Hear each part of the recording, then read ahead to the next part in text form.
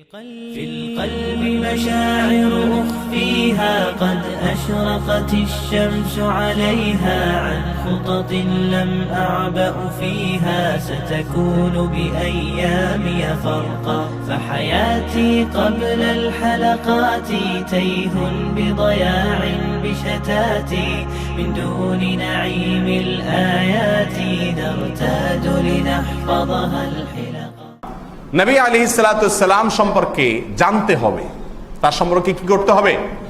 জানতে হবে। তার সম্পর্কে না জানলে তার প্রতি ভালোবাসা হবে না, আর তার প্রতি ভালোবাসা সবচেয়ে প্রবল না হলে ঈমানদার হওয়া। তাহলে আমাদের ঈমানের স্বার্থে, ঈমানের প্রয়োজনে আমাদেরকে রাহমাতুল লিল আলামিনের সিরাত এবং তার জীবন ইতিহাস সম্পর্কে জানতে হবে। আল্লাহ তাআলা আমাদেরকে জানার তৌফিক দান করুন। আমাদের যুবকদের গায়ে টি-শার্ট শোভা পায়, যেখানে দেখা যায় বিভিন্ন রকমের মনীষী, তাদের ছবি আঁকা থাকে না, তারা তাদেরকে ভালোবাসে। চে গুয়াবারা এগুলার ছবি দেখা যায় কি যায় না? কারণ আমার ওই যুবক ওই চে গুয়াবারাকে চিনেছে, রহমতুল্লাহ আলামিনকে। এটা আমাদের ব্যর্থতা, আমরা আপনাদের কাছে তার পরিচয় তুলে ধরতে পারি নাই, আর আপনাদেরও ব্যর্থতা যে আপনারা তাকে চেনার চেষ্টা করেননি। প্রিয় ভাইরা আমার, আমরা মানুষেরা মধ্যযুগীয় বর্বরতা যাদের ভেতরে ছিল তারা আমাদের আগে ছিল না পৃথিবীতে। এই জন্য আমি জাহিলি যুগের মানুষ না বলে আমরা বলছি, আমরা মানুষেরা যখন নিজের সন্তান যখন মেয়ে জন্মগ্রহণ করেছে তখন তাকে জীবন্ত কবরস্থ করেছি কি করিনি? প্রিয় ভাইরা আমার, একটু চিন্তা করেন, আজ নারীবাদের কথা শোনা যায় কিছু মানুষের মুখে, এরা আবার ইসলামকে আসামির কাঠগড়ায় দাঁড় করায় ইসলাম নাকি নারীর অধিকার ক্ষুণ্ণ করছে। আমার হাসি পায়। নারীর অধিকার নিয়ে কথা বলার অধিকার তোমাকে কে দিয়েছে? এই শিক্ষা তোমাকে কে দিয়েছে? রাসূল আকরাম সাল্লাল্লাহু আলাইহি সাল্লাম সেদিন জীবন্ত মেয়েদেরকে যারা কবরস্থ করত ওই জাতিকে বললেন, ওহে লোকেরা শুনে রাখো, যাকে আল্লাহ সুবহানাহু ওয়া তাআলা 3টা কন্যা সন্তান দিবে, 3টা কন্যা সন্তান যে সুন্দর করে লালন পালন করবে, তাদেরকে উত্তম পোশাক আশাক দিবে, উত্তম খাবার দাবার দিবে, উত্তম আবাসনের ব্যবস্থা করবে, উত্তম শিক্ষা দিবে, দীক্ষা দিবে, তরবিয়ত দিবে, ভদ্রতা শেখাবে, উত্তম পাত্রস্থ করবে, তাদের সাথে এক কথা উত্তম আচরণ যারা করবে, আল্লাহ সুবহানাহু ওয়া তাআলা তাদেরকে জান্নাতে প্রবেশ করাবেন। এটা আল্লাহর পক্ষ থেকে ওয়াদা, গ্যারান্টি। 3জন মেয়ের বাবা হওয়া মানে হলো, 3জন মেয়ের মা হওয়া মানে হলো, 3জন মেয়ের অভিভাবক হওয়া মানে হলো, তাদের প্রতি সদাচরণ করার মানে হলো জান্নাতের নিশ্চয়তা। তখন একজন বলতেছেন যে যদি 2জন হয় কারোর, ইয়া রাসূলুল্লাহ, হয়তো তার 2জন ছিল। রাসূল বলেন, হ্যাঁ 2জন হলেও তার জন্য একই সুসংবাদ।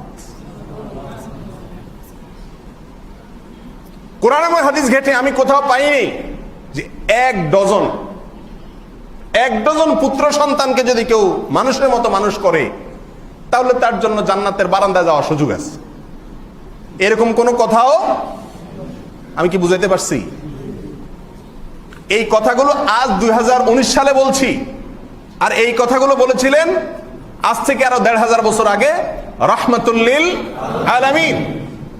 কোথায় বলেছিলেন? ওই সমাজে, যেই সমাজের মানুষের কাছে সন্তানকে, কন্যা সন্তান 3টা হলে জীবিত রেখে তাদেরকে লালন পালন করে আদর যত্ন করা তো পরের কথা, কন্যা সন্তান হয়েছে শুনলেই সাথে সাথে মাটিতে হত্যা করেও দাফন করতো না, জীবন্ত মাটির নিচে পুঁতে ফেলতো। সেই যুগের মানুষদেরকে এই শিক্ষা দিয়েছেন এবং ইউ টার্ন করায় ছেড়েছেন। আল্লাহ সুবহানাহু ওয়া তাআলা তার কি কুদরত দেখেন, তার রাসূলকে আল্লাহ সুবহানাহু ওয়া তাআলা ছেলে সন্তান দিয়েছেন কি দেন নাই? দেওয়ার পরে আল্লাহ তাআলা তাদেরকে আবার নিয়েও গেছেন। একটা ছেলে সন্তান রাসূলের কি ছিল না? বেঁচে ছিল না। যে কয়টা বেঁচে ছিল সব কি মেয়ে সন্তান। জাহিলি যুগের লোকেরা, আমরা মানুষেরা, মানব সভ্যতা তখন মেয়েদেরকে জীবন্ত কবরস্থ করতাম। আর মুহাম্মদ রাসূলুল্লাহ সাল্লাল্লাহু আলাইহি ওয়াসাল্লামকে আল্লাহ সুবহানাহু ওয়া তাআলা মুখ দিয়ে শুধুমাত্র সমাজকে পরিবর্তন করাইছেন তা নয়, তার পরিবারের মধ্যে আল্লাহ ছেলে সন্তান রাখেন না, সব মেয়ে সন্তান রাখছেন। এখানে চিন্তার একটি দাওয়াত, চিন্তার একটি আহ্বান আছে না নাই? যে আল্লাহ সুবহানাহু ওয়া তাআলা তার রাসূলের ঘরে শুধু মেয়ে রেখেছেন, ছেলে রাখেন নাই। তার মানে ওহে আরবের লোকেরা, তোমরা যে অসভ্যতার বর্বরতার ভিতরে ডুবে আছো তার হুবহু বিপরীত মেরুতে কাজের মাধ্যমে বাস্তবে নমুনা হয়ে আমার রাহমাতুল লিল আলামিন দেখাইছেন আর তোমাদেরকে সেই দীক্ষা দিয়েছেন। ওহে মায়েরা, ওহে মা বোনেরা, আরবের সেই অসভ্য কালচারকে যদি তিনি দাফন না করতেন, সেটাকে যদি তিনি পরিবর্তন না করতেন, আজকের পৃথিবীতে হয়তোবা নারীর সেই অবস্থান এখনো থাকতো। তাহলে আপনাদের জন্য রহমতুল্লিল আলামিনের রহমত বোঝা যায় কি যায় না? মানুষ এখন জীবজন্তুর প্রতি ভালোবাসা, প্রকৃতির প্রতি ভালোবাসা, গাছপালার প্রতি ভালোবাসা মানুষ দেখায় কি দেখায় না? এবং এগুলো দেখলে আমাদের ভালো লাগে কি লাগে না? আরে ভাই, আপনি তো নতুন দেখছেন এগুলো। আরে ১৫০০ বছর আগে চলে যান, আপনি তো জানেন না, আপনি তো চিনেন না রহমতুল্লিল আলামিনকে। রহমতুল্লিল আলামিন আরো ১৫০০ বছর আগে বলে গেছেন, যে ব্যক্তি গাছের ডাল কাটবে, যে ব্যক্তি গাছের ডাল কাটবে, ওই ব্যক্তিকে বিনা প্রয়োজনে বিনা কারণে যদি গাছের ডাল কাটে, ছায়া নষ্ট করে, প্রকৃতি নষ্ট করে এবং গ্রিন হাউস এফেক্ট এটার জন্য যে দায়ী হবে, এই ব্যক্তিকে আল্লাহ সুবহানাহু ওয়া তাআলা তার মাথায় জাহান্নামের আগুন ঢালবেন। আজ প্রকৃতি রক্ষার আন্দোলন করেন প্রকৃতিবাদীরা, আপনাদের কাছে সেটাকে খুব ভালো লাগে।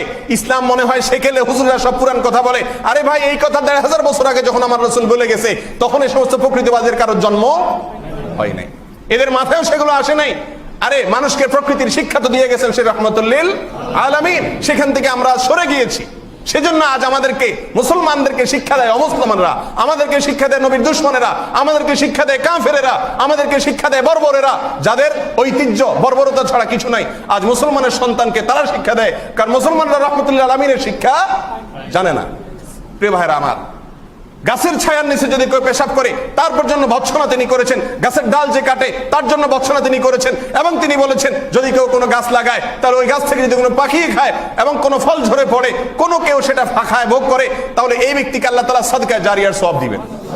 কে বলেছেন? রহমতুল্লিল আলামিন বলেছেন। আজ আপনি প্রকৃতিবাদীদের প্রকৃতির প্রতি মায়া কান্না দেখে তাদের ভক্ত হয়ে যাচ্ছেন, তাদের প্রেমিক হয়ে যাচ্ছেন। রহমতুল্লিল আলামিনের প্রেম আপনাকে টানে না, কারণ আপনি জানেন না যে রহমতুল্লিল আলামিন আপনার জন্য কি দিয়ে গেছে। আজ বিশ্ব মানবতা সবক দেয় আমাদেরকে, লজ্জার কথা মুসলমানের জন্য। আপনি সবক নিচ্ছেন অমুসলিমের কাছ থেকে, আপনি সবক নিচ্ছেন বিভিন্ন মানবতাবাদীর কাছ থেকে। আরে ভাই, রহমতুল্লাহ আলামিন যে সবক দিয়েছেন, সেই সবক যদি আপনি নিতেন, তা আপনার জীবন সোনালী জীবন হয়ে যেত। তারা আজ আপনাকে সবক দিতে আসতো না। প্রিয় ভাইরা আমার, রহমতুল্লাহ আলামিনের পশুর প্রেম, জীবজন্তুর প্রতি প্রেম ভালোবাসা কি ছিল? এক সাহাবী পিপিলিকা পোড়াচ্ছেন আগুন দিয়ে। বললেন যে, আগুন দিয়ে কেন পোড়াচ্ছ তুমি? কেন পোড়াচ্ছ আগুন দিয়ে? বলে, এগুলো আমাকে কষ্ট দেয়, উপদ্রব করে, আমি পিপিলিকা নিধন করছি। নবী আলাইহিস সালাম বললেন, লা ইউআযযিবু বিন-নার ইল্লা রাব্বুন নার। আগুন দিয়ে শাস্তি দেওয়ার একমাত্র মালিক হলেন যিনি আগুনের সৃষ্টিকর্তা, আল্লাহ। তার পৃথিবীর কোন প্রাণীকে আগুন দিয়ে জ্বালিয়ে আগুনের ভিতরে ছটফট করতে করতে সে মরবে, এটা আমি সহ্য করব না। মারতেই যদি হয় পিষে মেরে ফেলো, একসাথে মেরে ফেলো, তাকে আগুনে দিয়ে তারপরে জ্বালিয়ে তাকে আস্তে আস্তে কষ্ট দিয়ে পুড়িয়ে হত্যা করা, এটা আমি সহ্য করব না। নিষেধ করেছেন, হারাম করে দিয়েছেন, আগুন দিয়ে পুড়ে কোনো পশু হত্যা করা। কে শিক্ষা দিয়েছেন? রহমতুল্লিল আলামিন শিক্ষা দিয়েছেন। গোটা বিশ্ব জগতের জন্য কিভাবে তিনি রহমত ছিলেন দেখেন। আজ পশুর প্রতি প্রেম দেখায় ইহুদি খ্রিস্টানেরা, অমুসলিমেরা, ইসলাম বিরোধীরা, নাস্তিকেরা, সেকুলারেরা আমাদেরকে শিক্ষা দেয় যে পশুর প্রতি প্রেমও দেখাইতে হয়। ওহে রহমতুল্লাহ আলামিনের অনুসারী, তার রূহানি সন্তানেরা, আপনাদেরকে তিনি শিক্ষা দিয়ে গেছেন পশুর প্রতি পর্যন্ত কিভাবে মায়া দেখাইতে হয়। ইজা যাবাহতুম ফাহসিনু যিবহাতা ওয়া ইজা কাতালতুম ফাহসিনুল কিতলাতা। যদি জবে করে কোনো পশুকে তোমার খেতে হয়, আল্লাহ হালাল করেছেন, খাও, কিন্তু আগে ছুরিটা ভালো করে ধার দিয়ে নাও, যাতে করে জবাই করতে গিয়ে অযথা তার প্রাণ বের হতে তাকে কষ্ট বেশি দিতে না হয়। কে শিখিয়েছেন? রহমতুল্লাহ আলামিন শিখিয়েছেন।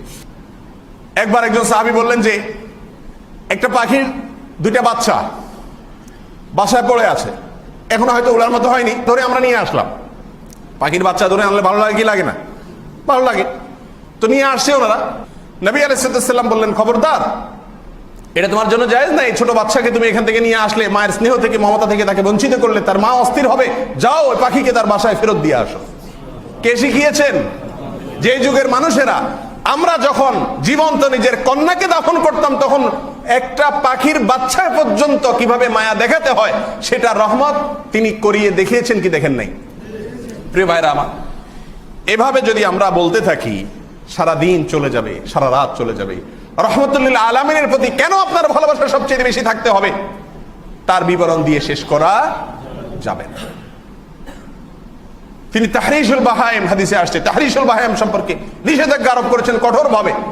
আজ আমরা দেখি না ষাঁড়ের লড়াই, মুরগির লড়াই, অনেক লড়াই দেখি না, আমাদের দেশীয় ঐতিহ্য বিষয়ে আমরা গর্ব করি। এটা একটা বর্বরতা, এটা একটা অসভ্যতা। দুটি অবলা পশুকে লাগাই দিচ্ছেন একটার সাথে একটা লড়াই করতে, গুতাগুতি করে শিং দিয়ে মাথা দিয়ে তারা একটা অন্যকে ক্ষতবিক্ষত করে ফেলছে, আর আপনি আনন্দ পাচ্ছেন। এটা কোনো সভ্যতা? এটা কোনো সভ্যতা?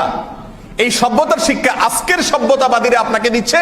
আরে রহমতুল্লাহ আলামিন আপনাকে ১৫০০ বছর আগে গেছে, বলে গেছেন খবরদার কোনো একটি পশুর সাথে আরেকটা পশুর কোনো অবস্থাতে লড়াই তোমরা লাগাবে না। সে যুগেও ছিল এই কালচার, নবী সাল্লাল্লাহু আলাইহি ওয়াসাল্লাম নিষেধ করেছেন, কারণ সেটা বর্বরতা, অসভ্যতা। যা কিছু মন্দ তা থেকে দূর করে আমাদেরকে মানুষের মতো মানুষ করার জন্য, আমাদেরকে মনুষ্যত্ব শেখানোর জন্য, আমাদেরকে মানবতা শিক্ষা দেওয়ার জন্য এসেছেন দুনিয়াতে। তিনি হলেন রাহমাতুল লিল। কেন তার ভালোবাসা আপনার প্রতি থাকতে হবে আপনার মা বাবার চাইতে বেশি? আপনার মা বাবা আপনাকে জন্ম দিয়ে পৃথিবীতে এনেছেন, আর তিনি এমন এক আদর্শের শিক্ষা দিয়েছেন যে আদর্শের মাধ্যমে এই পৃথিবী থেকে জান্নাত পর্যন্ত চলে যাবেন। তাহলে কার অবদান বেশি? মা বাবার বেশি না রাসূলের বেশি? আল্লাহ তাআলা আমাদের অন্তরে রাসূল আকরাম সাল্লাল্লাহু আলাইহি সাল্লামের ভালোবাসাকে প্রগাঢ় করার তৌফিক দান করুন। তার প্রতি ভালোবাসা যেন সবকিছুর চাইতে বেশি হয়, সেই তৌফিক আল্লাহ তাআলা দান করুন। তাকে চেনার তৌফিক আল্লাহ তাআলা আমাদেরকে দান করুন। তাকে বোঝার তৌফিক আল্লাহ তাআলা আমাদেরকে দান করুন। তার সম্পর্কে ধারণা যদি আমাদের হয়ে যায় তো ভালোবাসা অটোমেটিক চলে আসবে। আল্লাহ তাআলা রাসূল সম্পর্কে ধারণা আমাদেরকে নেওয়ার তৌফিক দান করুন। জাযাকুমুল্লাহু খাইরা ওয়া আখিরু দাওয়ানা আলহামদুলিল্লাহি রাব্বিল আলামিন।